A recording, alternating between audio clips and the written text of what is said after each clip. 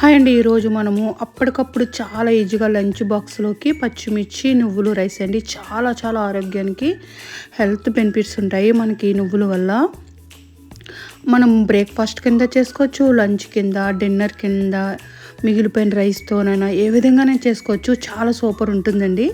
ముందుగా రైస్ని అయితే నేను ఉడికించి పెట్టుకున్నానండి ఈ పచ్చిమిర్చి నువ్వుల రైస్ చేయడానికి. ముందుగా ఇలాగ పాన్ పెట్టుకొని ఆయిల్ వేసుకుందాము. ఒక స్పూన్ ఫుల్ ఆయిల్ వేసుకుంటే సరిపోతుంది. మనము రైస్కి తగ్గ పచ్చిమిర్చి వేసుకొని నేను ఘాట్లు పెట్టి వేసాను అనమాట, పేలిపోతాయని. పచ్చిమిర్చి మనము ఎక్కువ వెల్లుల్లి ఆ ఫ్లేవర్తో చాలా బాగుంటుందన్నమాట. పచ్చిమిర్చి వెల్లుల్లి ఒక మినిట్ వేయించుకున్న తర్వాత ఒక గుప్పుడు అనుకోండి, గుప్పుడు కొత్తిమీర కూడా వేసుకొని ఇలా ఫ్రై చేసుకుందాము. ఇలా ఫ్రై చేసుకున్న దాన్ని మిక్సీ జార్లో తీసుకుని పెట్టేసుకుందాము. మళ్ళీ అదే పాన్లో ఒక కప్పు నువ్వుల ఫ్లేవర్ ఎక్కువ కావాలని ఒక కప్పు కంటే కొద్దిగా తక్కువగా నేను నువ్వులు వేసానండి. నువ్వులను మీడియం ఫ్లేమ్లో కమ్మగా లోపలికంట వేగలా వేయించుకుందాము.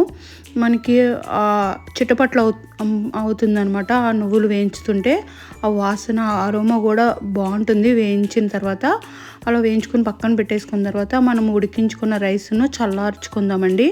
మనము ఆ పోపులో వేసి ఫ్రై చేస్తాం కాబట్టి పొడి పొడిగా కావాలంటే ఇలాగ అన్నము చల్లార్చుకుంటే బాగుంటుందన్నమాట. మనము మిగిలిపోయిన రైస్తో కూడా చేసుకున్న చాలా బాగుంటుంది. ఇప్పుడు మనము మిక్సీ జార్లో తీసుకున్న పచ్చిమిర్చి, వెల్లుల్లి, కొత్తిమీరని తీసుకున్న దాంట్లోకి ఈ నువ్వులు కూడా తీసేసుకొని ఈ చల్లారిన తర్వాత మిక్సీ పట్టుకుందాము. అది చల్లారే లోపల కూడా మనము పోపు వేసేసుకుందామండి. చాలా ఈజీగా అయిపోతుంది. మినప్పప్పు, శనగపప్పు, వేరుశనగ గుళ్ళు 1 మినిట్ ఇలా వేయించుకున్న తర్వాత మనం కొద్దిగా జీడిపప్పులు కూడా వేసుకుంటే ఆ మధ్య మధ్యలో తగులుతూ తింటూ ఉన్నప్పుడు చాలా బాగుంటుందన్నమాట. పిల్లలకి ఎక్కువగా ఇలాగ జీడిపప్పులు వేసుకుంటే వాళ్ళకి హెల్త్ బెనిఫిట్స్ అలసిపోకుండా ఉంటారు కదండి. ఇలా కొంచెం జీడిపప్పులు కూడా వేసి కరివేపాకు వేసి ఫ్రై చేసుకొని పెట్టేసుకున్న తర్వాత మనము చల్లారిన ఈ నువ్వులు, పచ్చిమిర్చి, వెల్లుల్లి, కొత్తిమీర పేస్ట్ను కచ్చాపచ్చగా పేస్ట్ చేసుకోవాలన్నమాట. మెత్తగా కాదు. మనకి రైస్ తిన్నప్పుడు ఆ నువ్వు పప్పులు, ఆ పచ్చిమిర్చి మధ్యలో తగులుతూ తింటూ ఉంటుంటే చాలా బాగుంటుందన్నమాట. ఆ పేస్ట్ను ఆ పోపులో వేసుకుని ఫ్రై చేసేసుకున్న తర్వాత రుచికి తగ్గ సాల్ట్ కూడా వేసుకొని కలిపేసుకుందాము. మనం ఇప్పుడు ఉడికించుకున్న రైస్ను కూడా వేసుకొని కలిపేసుకుందాము. చాలా ఈజీగా అయిపోతుందండి.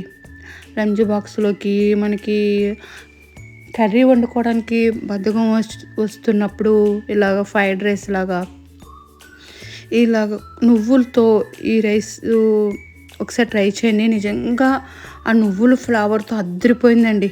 మనము నేతితో పోపు వేసాం కాబట్టి చాలా కమ్మగా రుచిగా ఉంది. మీకు కనుక వీడియో నచ్చితే లైక్ చేయండి, షేర్ చేయండి, సబ్స్క్రైబ్ చేయండి. చాలా చాలా ఈజీ రెసిపీని ఒకసారి ట్రై చేయండి.